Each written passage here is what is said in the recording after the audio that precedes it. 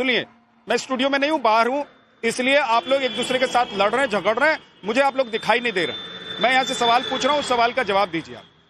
मैं कह रहा हूं 2014 के बाद आप लोग सर, माथा, छाती सब पीट रहे थे कि भाई लोकतांत्रिक हितों की रक्षा होते हुए चुनाव हो, चुनाव आयोग अपना काम ठीक से करे, सुरक्षा की व्यवस्था पूर्णतः हो।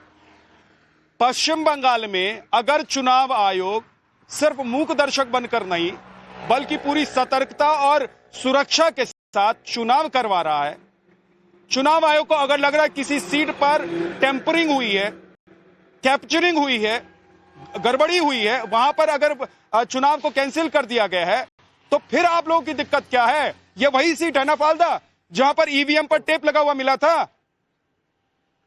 सुनिए, ईवीएम पे जो आप टेप की बात कर रहा है, मणिपुर में जब वहां की जो नंगा नाच चल रहा था तो आपने कभी वहां पे सीआरपीएफ की मणिपुर की बात नहीं बढ़ाया, और वहां पे नहीं पता है कि आज किस विषय पर बात हो रही है। बात आप फालतू की करेंगे, मणिपुर चले जाएंगे। ये देखिए, मणिपुर शर्मा जी, मुझे एक चीज बताइए, बात बंगाल की कर रहा हूं, आप धनंजय मणिपुर जा रहे हैं। मणिपुर की बात अगर हमने नहीं दिखाया मणिपुर को, तो आपने क्या, आपके पास क्या महाभारत के संजय की दृष्टि है कि मणिपुर को दिल्ली में बैठकर देख रहे थे? आप जिस तरह से वहां मुद्दे पर जनता में आप मणिपुर मुद्दे पर रही है ना, चुनाव आयोग की, अरे धनंजय भाई चुप रहिए ना, कितना अरे भाई बंगाल काम करते हैं भाई, अरे चुप रहो भाई, कि बंगाल में आपका कुछ नहीं, 5 मिनट बोले बंगाल से मेरा लेना देना है नहीं।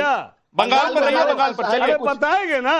धनंजय गिरी जी चुप हो जाइए, रुक जाइए धनंजय गिरी जी, पप्पू यादव, धनंजय गिरी जी रुक जाइए, केके शर्मा बंगाल पर रहिए, मुद्दे पर रहिए। फांसी की सजा देनी चाहिए, लेकिन मैं नहीं कहता हूं चुनाव आयोग को की सोच को, उसकी बायसनेस को, उसको फांसी देना चाहिए।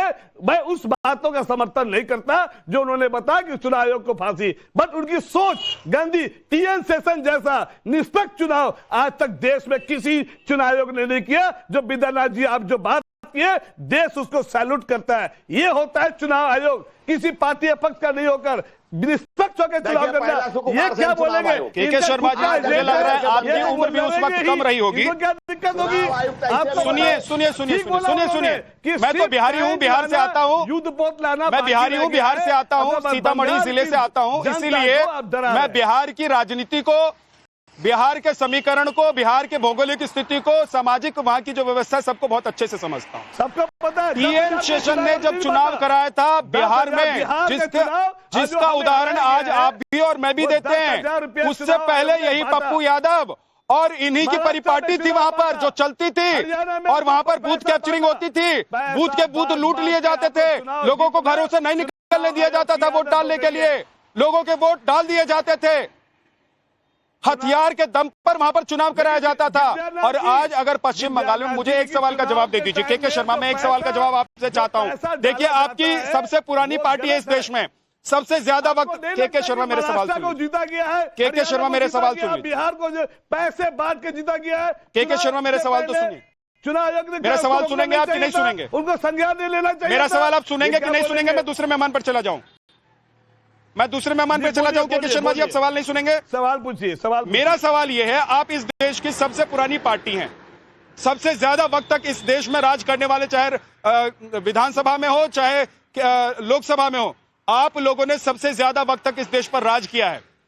अब आप लोगों को लग रहा है जब ईवीएम से वोटिंग हो रही है, सबसे ज्यादा सुरक्षा व्यवस्था की तैनाती की गई है, जब चुनाव आयोग पूरी सतर्कता के साथ अगर एक भी जगह कहीं गड़बड़ी हुई है तो वहां रीपोलिंग करवा रही है, तो अब आप लोगों को लग रहा है कि नहीं, चुनाव आयोग बीजेपी के साथ मिला हुआ है, आप लोगों को लग रहा है कि चुनाव आयोग बिका हुआ है, आप लोगों को लग रहा है कि सारी एजेंसियां बिकी हुई हैं। आप लोगों को तब क्यों नहीं लग रहा था जब पश्चिम बंगाल में यहां पर केंद्र की आई हुई एजेंसियों को बंधक बना लिया गया था? सर, सब विद्यानाथ सर, देखिए, सबसे बड़ी बात है कि जब देश में जब चुनाव हो रहा था तो दो तरह से मैनिपुलेशन होता है चुनाव में। एक तो चुनाव के दिन जो गुंडागर्दी और से बूथ लूटा जाता है, और दूसरा जो होता है चुनाव से पहले गुंडागर्दी, जो 27 लाख वोटरों को एसआईआर के द्वारा जो छांटा गया। ये सबसे बड़ा, हमारे नेता राहुल गांधी जी बिहार चुनाव में भी एसआईआर को मुद्दे को उन्होंने बहुत जम से उठाया और वहां का रिजल्ट आपने देख लिया। 10,000 और एसआईआर दोनों काम आया। और बंगाल में भी यही चीज हो रहा है। बिहार घूमे, अरे धनंजय भाई कितना बोलते हैं भाई, रात में सपना में भी भाई करते हैं क्या? सपना में भी पूजा पाठ कराते हैं। राहुल गांधी पूरा बिहार घूमे, एक आदमी खोजने के लिए जिसका जिनविन हो और नाम कटाऊं, एक आदमी नहीं मिला। और फिर चुनाव आयोग की जो एसआईआर प्रक्रिया, शर्म करो भाई साहब, क्या 10,000 रुपया बाद के चुनाव जीत रहे हो? 8,000 रुपया तुम ऐसे वहां बांट रहे हो। दिल्ली में जिस फ्री बीस की शर्मा और धनंजय गिरी जी दोनों लोग रुक जाइए। सर रुक जाइए प्लीज, एक सेकंड। मुझे एक बात नहीं समझ में आ रही है। बिहार में आप लोगों ने घर घर जाकर गली गली घूमकर चुनाव प्रचार के दौरान हर जगह यह कोशिश की कि भाई अगर किसी व्यक्ति का वोट कट गया है तो उसको हम लेकर कैमरे पर आ जाए। आप लोग नहीं कर पाए। पश्चिम बंगाल में फालदा में कल हमने देखा है शाम को, देर रात को, जिन लोगों को धमकाया गया वो अपने घर से बाहर आकर कह रहे हैं कि हमको सुरक्षा दे दो। वो कह रहे हैं कि हमको धमकाया जा रहा है, कहा जा रहा है कि खून बहा देंगे। लेकिन किसी फालदा में कोई ये कहने के लिए नहीं आया कि मैं वोट डालने जाना चाहता था या जाना चाहती थी लेकिन मुझे वोट नहीं डालने दिया गया। कोई ये कहने के लिए नहीं आया कि मैं यहाँ का वोटर हूँ लेकिन मेरा वोट कट गया है। अवनीश अवस्थी जी, ये सब लोग जो चुनाव पर बात करते हैं, जो कह रहे हैं कि भाई सही तरीके से चुनाव होना चाहिए, जो कह रहे हैं कि हमको धमकी मिल रही है, वो सब बीजेपी के हो जाते हैं। ये चुनाव आयोग, जिस चुनाव आयोग के चुनाव कराने की वजह से राहुल गांधी सांसद बनते हैं, प्रियंका गांधी सांसद बनती हैं, पप्पू यादव सांसद बनते हैं, ममता बनर्जी 3 बार बंगाल में चुनाव जीत कर आती हैं, उस चुनाव आयोग को ये लोग फांसी पर लटका देना चाहते हैं। विजयनाथ जी, देखिए पप्पू यादव की बात का तो कोई जवाब है नहीं मेरे पास, ठीक है ना। ऐसी बातों पर जवाब देना शुरू कर दिया तो पता नहीं कहां तक जाएगी। पहली बात यह है कि पश्चिम बंगाल के बारे में कांग्रेस की राय मैं उसको मानता हूं जो अधीर रंजन चौधरी कहते हैं।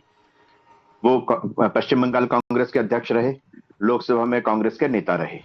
पश्चिम बंगाल में इस समय वो एक विधानसभा का चुनाव लड़ रहे हैं। उनका जो वक्तव्य है उसको मैं पश्चिम बंगाल के संदर्भ में कांग्रेस का आधिकारिक वक्तव्य मानता हूं। और उन्होंने चुनाव आयोग के बारे में कहा है कि बहुत बढ़िया चुनाव करवाया है, बिल्कुल सही चुनाव करवाया है। कांग्रेस की आधिकारिक राय वो है जो पश्चिम बंगाल का नेता है कांग्रेस का। बाकी बाहर बैठ करके जो मर्जी कह ले, या तो फिर आप 2 बैठाएं, एक पश्चिम बंगाल से बैठाएं, एक बाहर के बैठाएं, तो मालूम चले कांग्रेस में क्या अंतर विरोध है। एक वहां की भाषा बोलता है, एक यहाँ की भाषा बोलता है, तो क्या रहेगी कांग्रेस पार्टी। पहली बात। दूसरी बात, मुझे शांतनु सेन जी से उम्मीद नहीं थी। शांतनु सेन जी डॉक्टर हैं, अभी भी डॉक्टर हैं, और मतलब मैं सम्मान करता हूं उनका बहुत ज्यादा। शांतनु जी, एक बात बताइए कि आप जिस चुनाव आयोग के बारे में कह रहे हैं कि, और जो बाकी लोग कह रहे हैं रफाल ले आओ ये ले आओ, अगर लोगों के मन में भय होता तो 92-93% लोग निकल के आते। आपको इस बात का खुशी नहीं मनानी चाहिए। पश्चिम बंगाल में भैया विद्यानाथ जी इनका ऑडियो बंद कराओ ना। में 27 लाख जो वोटर कट गए, उसके 11% ये बीच में बोलते हैं। विद्यानाथ जी, मैं तो ऐसे बहस करता नहीं हूँ ना, मैं तो ऐसे बहस करता नहीं हूँ। ये इस तरीके की बहस नहीं चलती है आजकल। बहस का रुख बदल चुका है, लोग सुनना चाहते हैं। एक व्यक्ति इनको सुना, अब सुनना। तो शांतनु जी, आप एक बताइए, या जो भी लोग कह रहे हैं उनसे एक बात बताइए कि अगर 92-93%, 100 में से 92-93% लोगों ने घर से निकल करके मतदान केंद्र तक जाकर के अपना मत प्रकट किया है, तो ये चुनाव आयोग की सफलता है या असफलता है? इससे पहले जो होता था हाल उसका भी मालूम है, इसमें कोई दबी छुपी बात नहीं है। हाई कोर्ट से लेकर के सुप्रीम कोर्ट तक की जो टिप्पणियां रही हैं, और न भी रही होती तो भी खबरों में, अखबार में जिस तरीके से वहां पे हिंसा होती थी, वो पश्चिम बंगाल की जनता ने वो देखी है कि पोस्ट पोल, चुनाव से पहले, चुनाव के बाद, चुनाव नतीजों के बाद जो हिंसा होती थी। अगर आज वहां पर लोग निकले तो ये लोकतंत्र की सफलता है कि नहीं? कोई और तो नहीं आ गए ना वोट डालने, वोट तो पड़े हैं ना। अगर वहां पर इतनी संख्या के बाद अगर वोट पड़े तो इसका मतलब लोग डरे नहीं है, लोगों के मन से भय निकल गया है। उन सुरक्षा बलों को देख करके, उनकी उपस्थिति देख करके आम आदमी के मन में, इस भारतीय लोकतंत्र में, उस आम मतदाता के मन में वो विश्वास और भय मुक्त वातावरण पैदा हुआ है, जिसके कारण वो घर से बाहर निकल करके वोट डाला है। तो पहली बात तो ये, इस बात के लिए चुनाव आयोग को बहुत ज्यादा इस बात के लिए धन्यवाद दिया जाना चाहिए कि लोगों को मत